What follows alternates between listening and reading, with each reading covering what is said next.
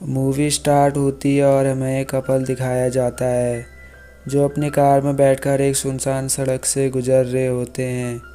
काफ़ी देर से ड्राइव करने के कारण डेविड और एमी थक जाते हैं और साथ ही लगातार काफ़ी देर से कार के चलने से कार में थोड़ा प्रॉब्लम हो जाती है। पर वो जल्दी एक गैस स्टेशन में पहुंच जाते हैं। उस गैस स्टेशन का ओनर उनके सामने अचानक आ जाता है जिससे वो दोनों डर जाते हैं।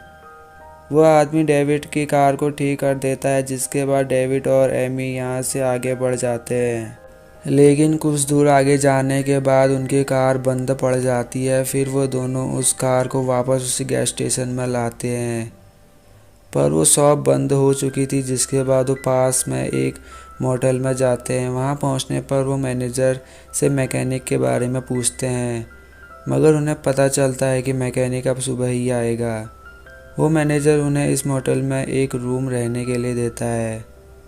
अब वो दोनों रूम के अंदर आराम करने के लिए जाते हैं, तभी फ़ोन पर कॉल आता है और साथ ही दरवाजे पर कोई तेज़ी से खटखटा रहा था। फिर जब फ़ोन उठाते हैं तो कोई नहीं बोलता और डेविड जब दरवाज़ा खोलता है तो वहाँ भी कोई नहीं होता। उन्हें समझ में नहीं आता है कि यह सब क्या हो रहा है। कुछ देर बाद डेविड टीवी ऑन करता है तो उसमें टॉर्चर स्लेशर मूवी लगी हुई थी। फिर वो कैसेट को निकालकर दूसरी कैसेट लगाता है, पर उसमें भी टॉर्चर वाली मूवी थी।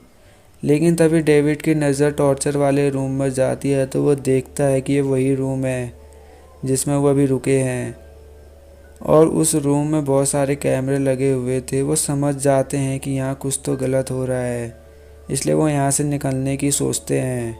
अब वो जैसे ही बाहर निकलने की कोशिश करते हैं तो उन्हें बाहर एक मास्क पहना हुआ आदमी दिखता है, जिससे वो डर कर फिर से अंदर आ जाते हैं। डेविड और एमी इस जगह पर बुरी तरह से फंस चुके होते हैं। उन्हें कैमरों के ज़रिए मैनेजर देख रहा होता है।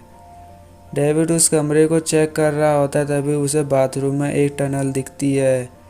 जिसके बाद वो दोनों उस टनल के ज़रिए मैनेजर के कमरे में पहुंच जाते हैं। वहाँ मैनेजर नहीं होता और एमी पास में रखे फ़ोन से पुलिस को हेल्प के लिए बुला लेती है। लेकिन मैनेजर वहाँ पहुँच जाता है और डेविड और एमी इस टनल की मदद से बाहर निकलते हैं और वो किसी दूसरी जगह पर पहुँचते हैं।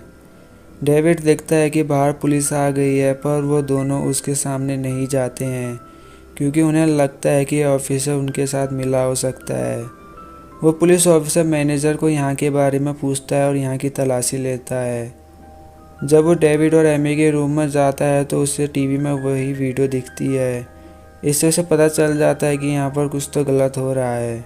वो गन लेकर बाहर आता है। डेविड और एमी उस ऑफिसर के पास आते हैं।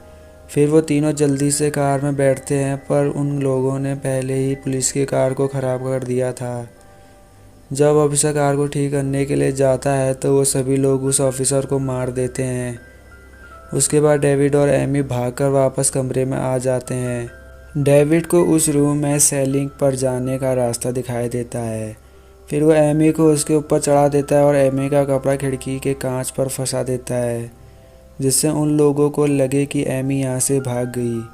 अब डेविड बाहर का दरवाज़ा खोलता है तो वो मास्क वाला आदमी डेविड को चाकू मार देता है और वो मैनेजर डेविड की वीडियो बना रहा होता है। मैनेजर जब अंदर आता है तो उसे खिड़की पर एमी का कपड़ा दिखाई देता है, जिससे उसे लगता है कि वो यहाँ से भाग गई।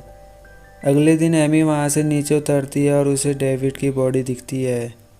उसके पीछे मास्क वाला आदमी होता है। एमी वहाँ से भागकर एक कार में बैठ जाती है और उसे स्टार्ट करके यहाँ से जाने लगती है, पर वह आदमी भी कार के ऊपर होता है। जिसके बाद एमी पहले मास्क वाले आदमी के पास कार ले जाकर उससे टकरा देती है और वो दोनों आदमी मारे जाते हैं।